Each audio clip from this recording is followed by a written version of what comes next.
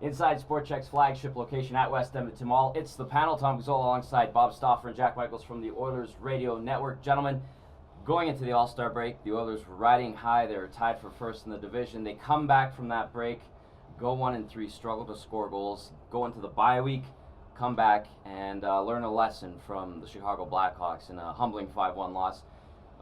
Lack of scoring, depth with the scoring. What are you guys seeing of late? Is it the schedule? I know Tom McClellan's made a lot about the schedule, but what have you guys noticed? Well, the lack of scoring, is more recent. I think the depth of scoring, we're now into the phase of the season where there's been secondary scoring slumps for a long time. I mean, it's starting to look like Jordan Eberle and Milan Lucic are just having off years. I mean, that happens over the course.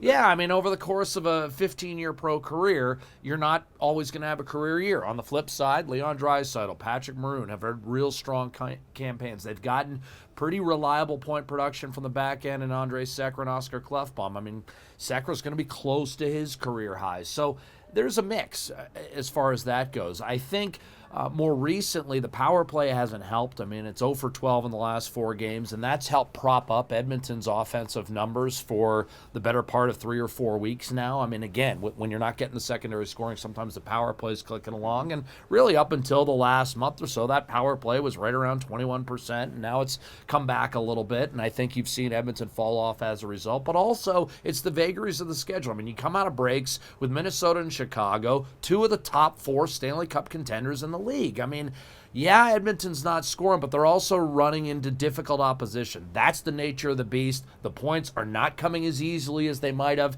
in October and November, and ultimately the Oilers are going to have to find another sequence in their schedule to start scratching out points and putting them in the bank just like they were as recently as 3 weeks ago. So, Bob, Tom McClellan goes and does what most coaches would do, and he gets the blender out, switches up his lines. What do you make of Connor McDavid not playing with Leon Draisaitl? What have you seen from what Tom McClellan's kind of doing? And there was an emphasis on getting to the blue paint as well.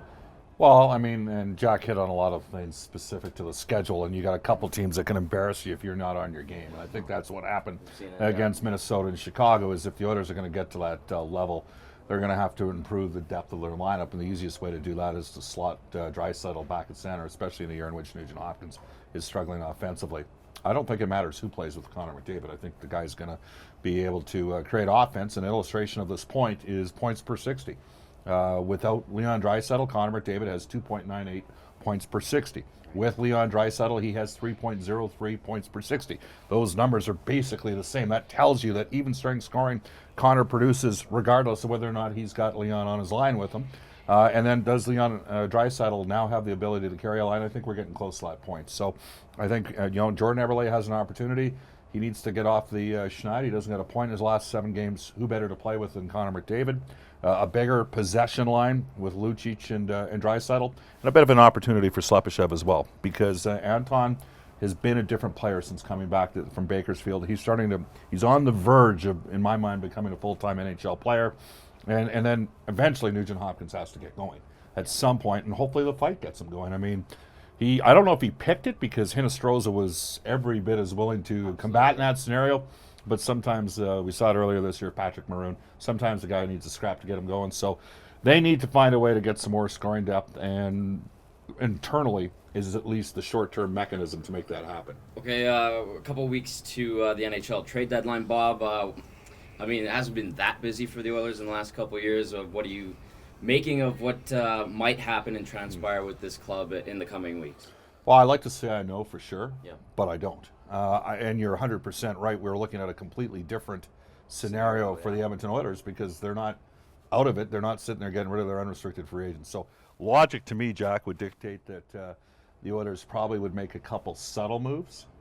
However, Peter Chiarelli has shown the propensity of making big plays. I think that the likelihood of that happening is difficult given cap scenarios. And the Oilers have some challenges too because they've got McDavid and Draisaitl that are going to hit some bonuses here, and that could create an overage situation if you took on too much money.